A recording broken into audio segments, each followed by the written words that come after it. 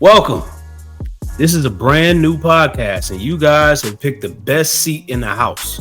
Thank you for tuning in, and we're going to talk about some subjects today that are going to be along the lines of entrepreneurship while Black. We are Black entrepreneurs. We came together to sit down, talk about our experiences, talk about some of the gems that we learned, and answer, pretty much some of the basic questions that a lot of people have when they're trying to start business, how to keep it going, how to create longevity, how to become profitable.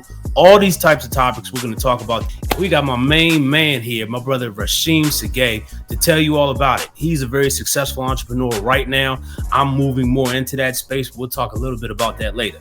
But the first thing we want to do is check our system, see how our vibration is. Sheem, how you feeling today, man? How's it going? What's the day? I'm up, man. I'm live. I'm feeling pretty good. Just got off work not too long ago at the beauty supply store today. I'm feeling good, ready for a new week. So you've been working on Sunday. Yeah, today we did our annual inventory. So like I said, I do have a beauty supply store, Elegant Essentials Beauty Supply in Pompano Beach, Florida. And it is a Black-owned, family-owned beauty supply. And it's cool because today we had the whole family out and we were counting just every piece of inventory in the store. I needed to find out how much cash we actually have on the floor, and we needed to rectify what we have in our computer system versus what we actually have on the sales floor. So we had everybody out there from grandma and grandpa all the way down to 60-year-old Marley, just counting one by one and doing the physical count. So I seen a couple of videos that you put up on Instagram. And while we at it, man, how can people find you on your social media? What's your social media? Oh, my social media. There is Elegant Essentials of Beauty Supply Store. It is eebeauty.com is the website, and eebeauty on Instagram, Facebook, the whole nine, as well as BioBusters Remediation, the BioBusters LLC, and the same on all our socials is the BioBusters. You can find us that way. That's what's up, man. That's what's up. And I'm glad we finally got this going. You know what I'm saying? We've been talking about this for a while.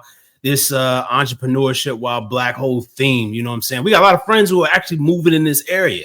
I know people who have been career people, you know what I'm saying? They've been working at their job for at least a decade, but the way things are lining up right now and all these waves and trends that people are, getting their hands into, you can make a lot of money with side hustles. And one of them specifically for me is podcast facilitation. My name is Brad B-Tones Trammell.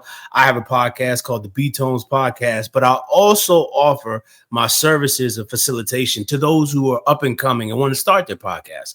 So this is step one of a journey that we taking right now. And I'm here with my brother. And so if you are interested in that type of thing, of course, we're going to leave information down in the comments section or right underneath this video so you can contact us, find out more information. But this is episode 1. We're going to get going.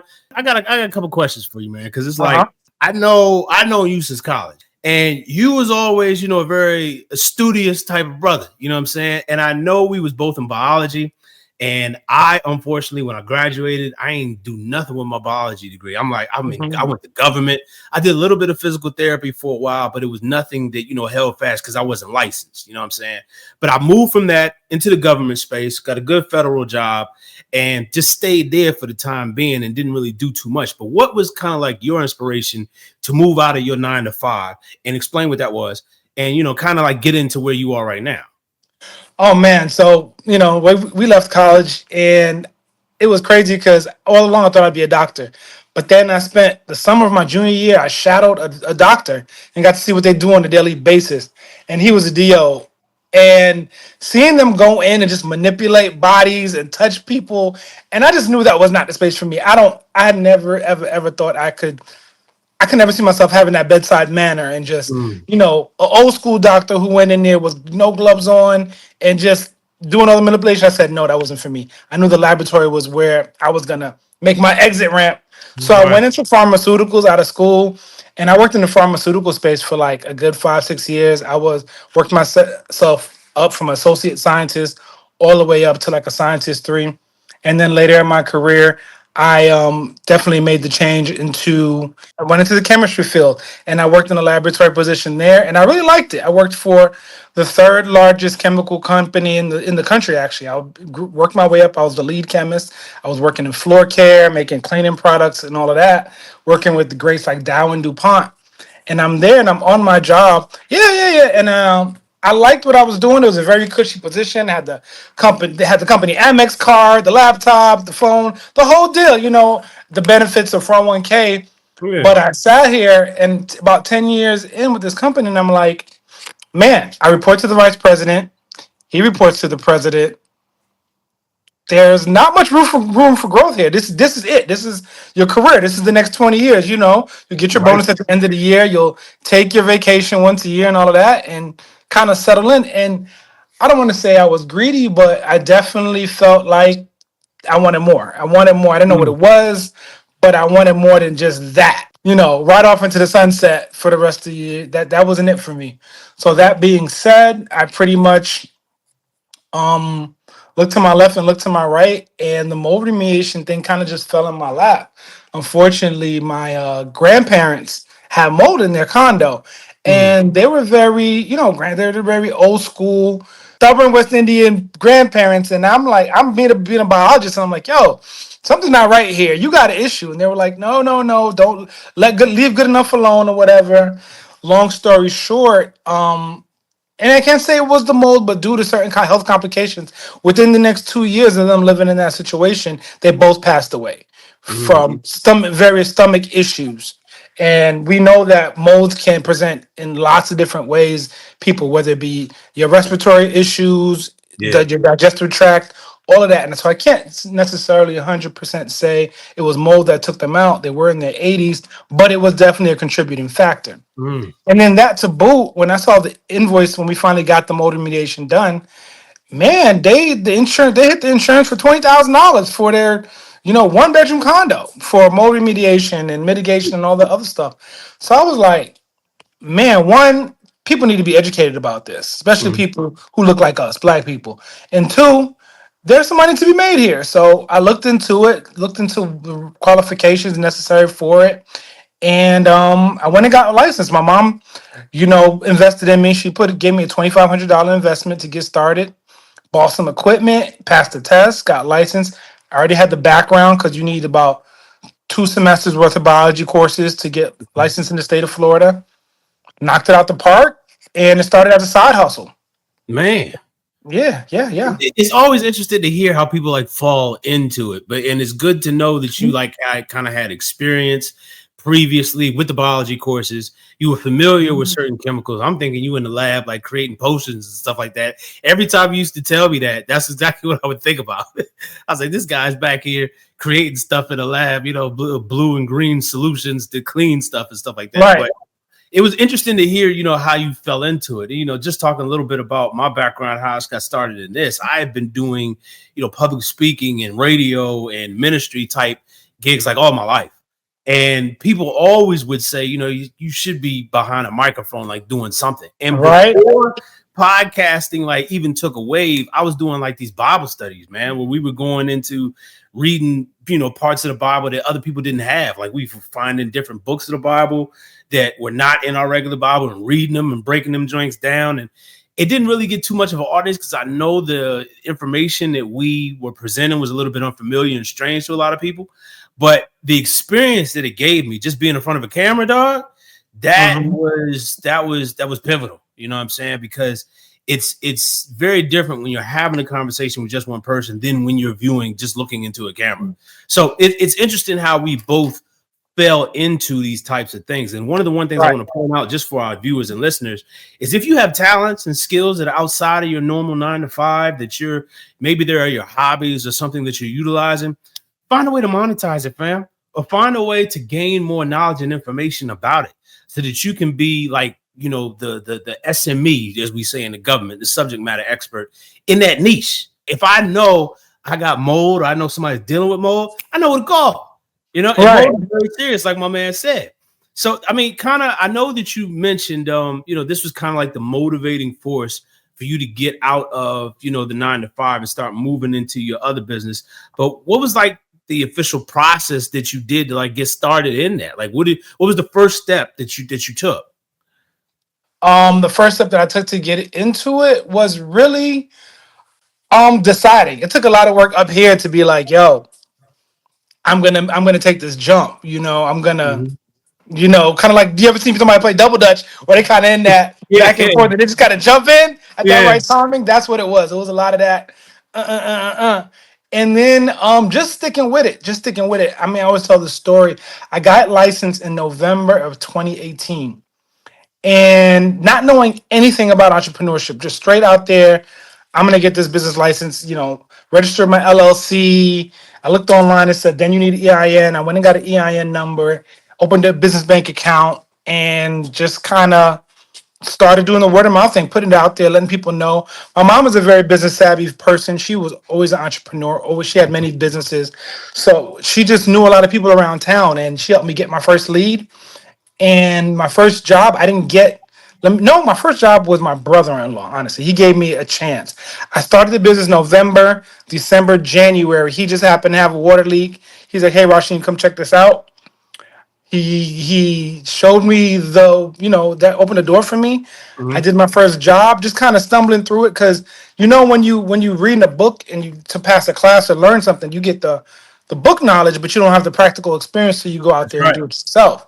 So Mhm. he was my first real practical job, and I remember I did the job. I think cost me about $700, and at the end of the day, I made $1,100. So I think I had like a $400 profit on my first job.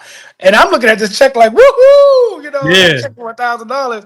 And most of it was lost to costs, expenses or whatever. But I was just happy to like make money yeah, myself. Like $1,100 right here in my hand. I did it. This is that proof of concept is what I that's call it. right. That's right. I have proof of concept. This is something I can go with.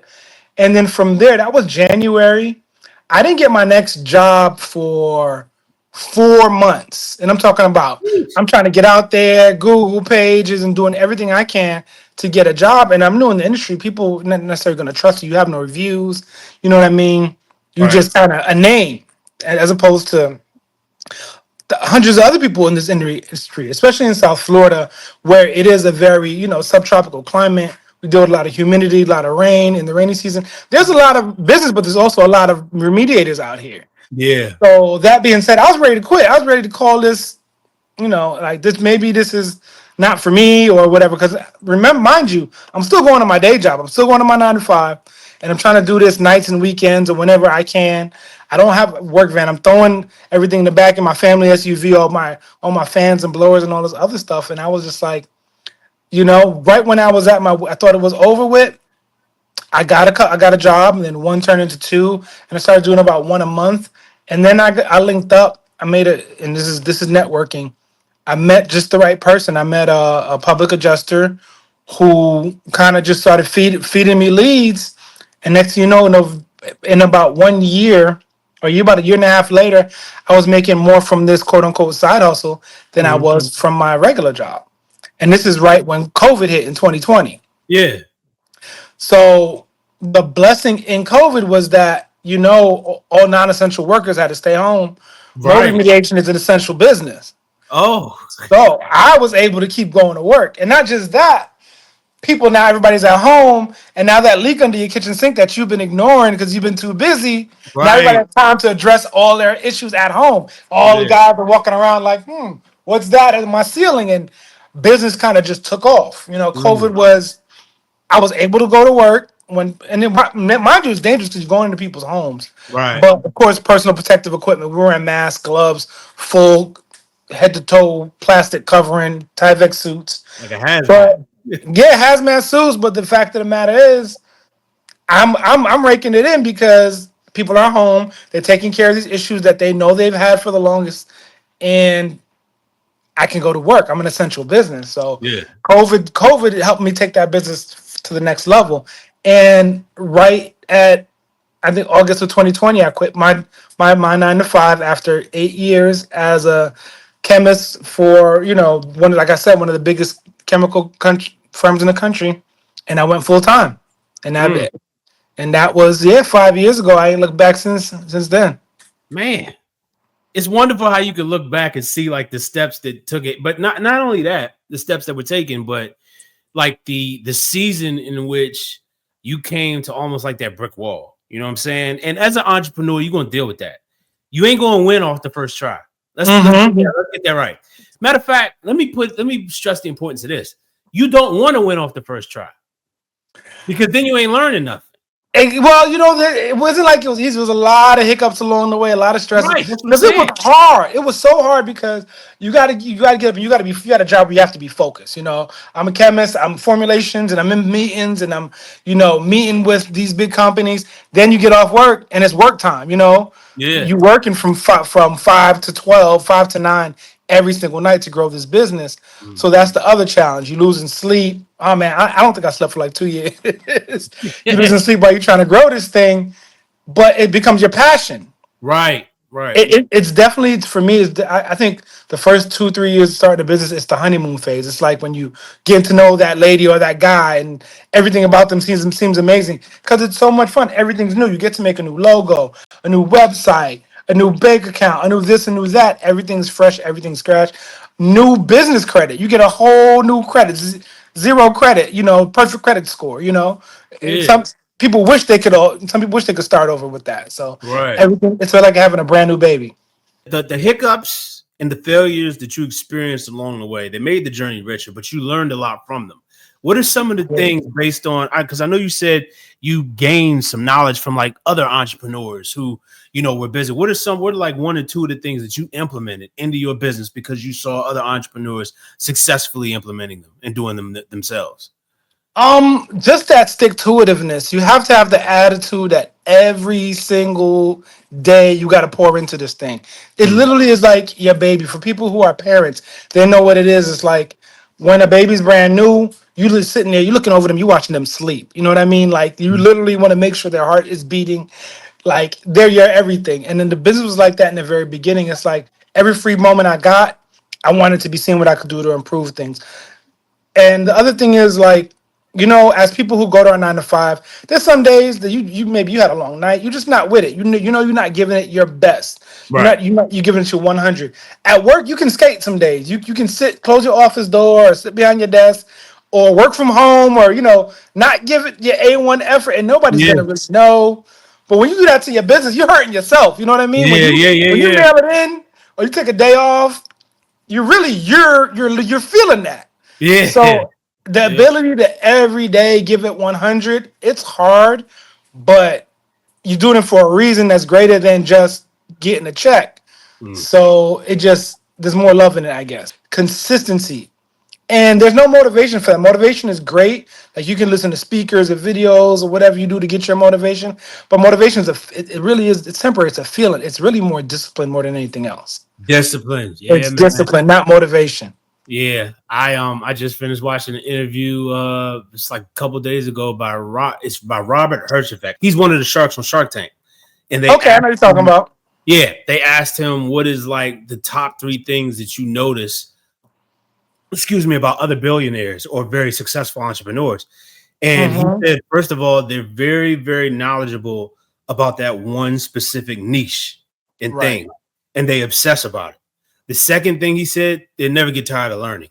It's like as long as they're living, they're always trying to learn more, especially if it can help them in their business. And then the third thing he said, which is clearly you just mentioned, which is discipline. He said, you stick to it, dude. You stick to it. Because I remember when you would tell me about the hours when you were actually going through them. You know what I'm saying? With your 9 to 5, you were still building your business. We couldn't even get you to like head out on like trips to like play around because you're like, nah, Right. I got like we had to leave you out. And I was like, Racheem is really grinding on this drug. I was like, I know it's gonna be worth it, but like right now he can't do it. And I would think about this because I wanted to do the same thing, but I was going back and forth in my mind, like, yo, do I want to sacrifice the evening time too, just to be slaving away? And this was the thought. It's like if I'm doing my 9 to 5 job and I am, putting my everything in that or all my focus is on that, do I have enough bandwidth to come home and put my focus in something completely different? And so I asked myself, I was like, what would make me do that? And then the question was answered. It has to be passion. Passion. It has Yes. to be something that you love to do. Because when you love to do something, it ain't like work to you. Like speaking and communication, like right now, I'm learning another language. I'm learning Spanish, and I'm pretty damn good at it right now. I got like a 427-day streak on Duolingo. I used to be nervous about trying to speak it in conversation, but one day it happened naturally. I was out, with a couple of friends, and we went to go, feed the homeless, and a couple of people came through the line who didn't speak no English. And as soon as Mm-hmm. they would come, I could see everybody's face like, we don't know what to tell them. They were just pointing. And I started talking to them. And It's they right. And you actually talking to him, weren't you? and then people around me was like, damn, nigga, we didn't know you knew Spanish. I was like, and they like, you know that. You know what I'm saying? Yo comprende mucho español. You know? And being able to speak it was just like, man, all the days I was learning all them words, all them phrases, and listening to it, and even being able to read it and sound authentic, all of it's paying off now. But I find it, for me, that's not a burden or a chore. Like some people might look at another language, it's like, I ain't got time to do all that. Like it takes a long time. We learn language from childhood. So it's essentially being whatever age I am, I'm reverting all the way back to infancy to hear words and to process them, to learn their understanding. I have to take it back there. But the thing is, man, shoot, if somebody else can do it, I know I can do it. And I know I'm a master of communication. I know the nuances and the subtleties of communication. You can see how I'm focusing in on the camera right now and using hand gestures. That helps get my point across because it's an art of communication. So being able to do that and then use it in another language, I feel like I got another gun on my belt, bro. It's like, yeah. The other gem in that is that you put in all these hours of study, all these hours of time, all these hours of practice. And I say that's what makes you a good business person or a good master of your craft is reps. You've got to put in the reps. And when it came time to use it, it came natural. You just you had the courage to get out there and start speaking, and it just blurted out of you. You know what I mean? Yeah. You didn't have to think about the words and all the other stuff. The hours of study had to happen in the dark. They all came to light. Right. And that's the thing right there. In the level up phase from that, because I'm about to ask you this next. The level up phase for just that aspect of my communication growth is to now be in a community where there's nothing but Spanish being spoken. Maybe possibly even go to a Spanish speaking country and stay with a family there so I can be fully immersed. Because I know when that happens, then I'm forced to speak it. And that's what I want. I want to be forced because I know that's the next level up. Then I can proceed to my next language because I'm not stopping until I know at least 4. And the reason why I think that, for me in communication, which is my gift and that's my area, I want to know as many as possible. Because when I think about it, dog, like even back in the day, I know we both read the word and we're both believers. Dog, people back then spoke 3 languages naturally. You know what I'm saying? You know, people in Europe now speak 2 and 3 languages, and it's just regular for them. Like it's nothing. And it's about immersion too. Like for me, living in South Florida, working in the construction field, it's like I just, even if I sound stupid or they don't, you know, I try to use it every chance I get.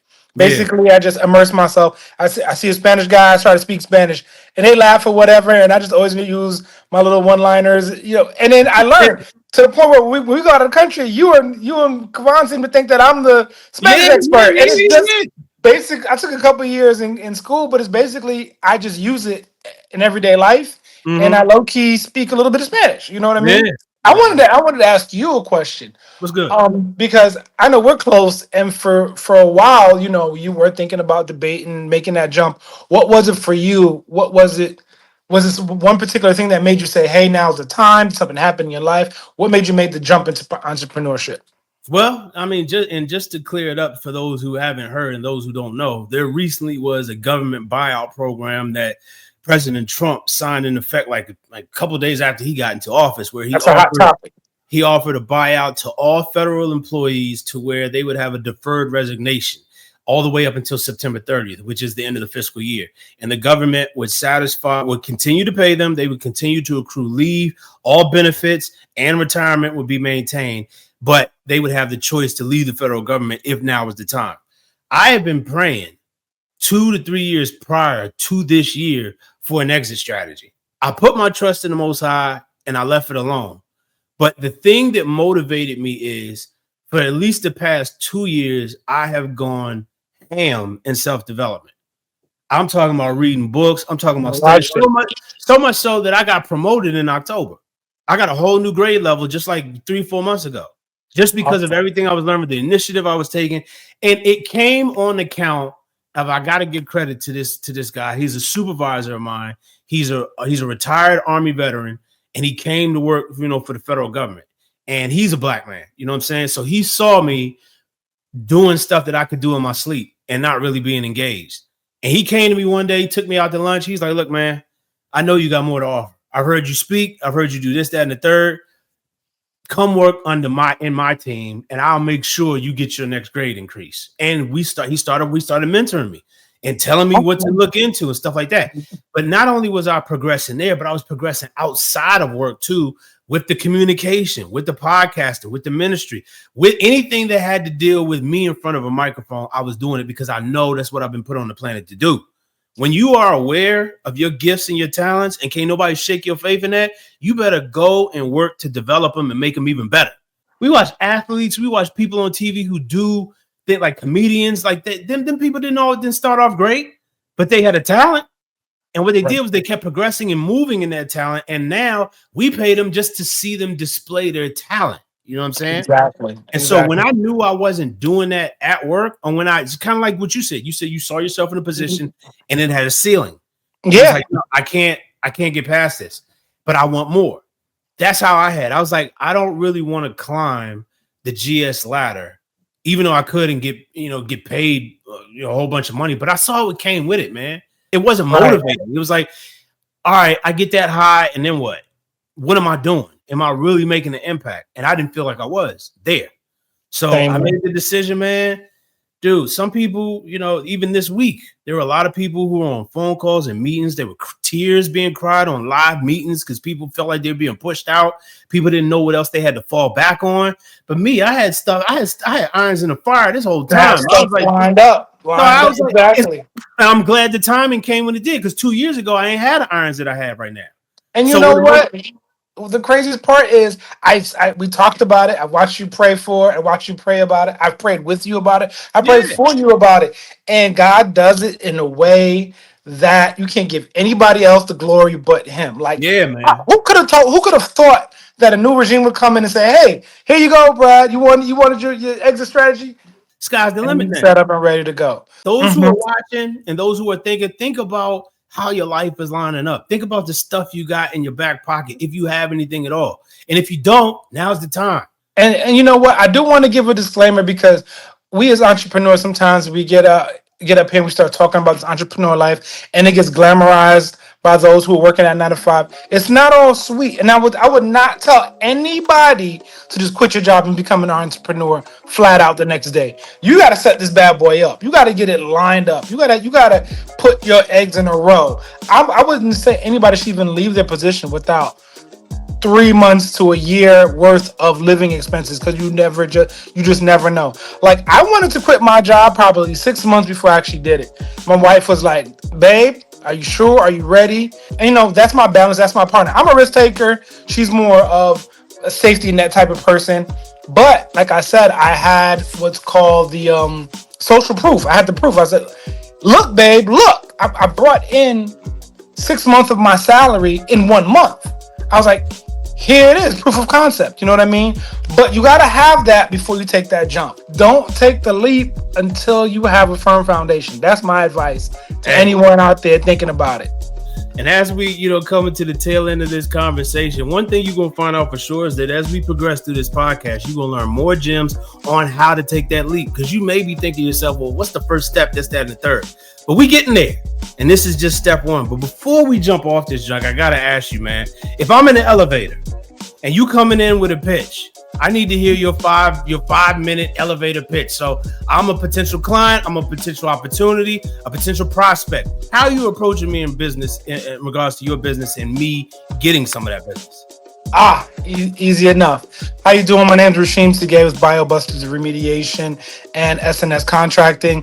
I just want to let you know, with over 15 years of biological experience, we're not just contractors ripping out walls. I am a scientist with a scientific background who's looking at total home health. So if you're telling me you're in your home, you're sneezing, you're having hay fever, you're not feeling well, but when you're outside, you seem to be fine, we're the investigators that are coming to an entire top to bottom inspection, a full search, and find out what it is causing the issue. Is it mold in the corner? Is it your air conditioner system? Is it the interconnection between mold spores flying into your air conditioner system and causing illness between you and your family? Is it in your walls? Is it behind your bathtub? We're going to be the ones who not just come in and knock out walls and rebuild, but give you that full scientific research, and is going to give you the complete whole home health. That's what we're about. And that's what sets us apart from every other contractor in this business. Hey man, you sold me. I mean, shoot, you mentioned so much stuff I was unfamiliar with that I feel like I got to contact you. And I know this brother brings value. And you are here with us now, and this is the first episode of Entrepreneurship While Black. And there's going to be plenty more. We're going to have plenty more guests, plenty more good conversations, and we hope to see you again soon. Thank you for joining us. Any final words from you? The last thing I gotta say to you is everybody who's interested in being a business person, provide value. Do more than you're paid for, and sooner or later you'll be paid for more than you do. There you go. Perfect way to end it, man. Like I said, we'll catch you on the next one. This is EWB, and we out.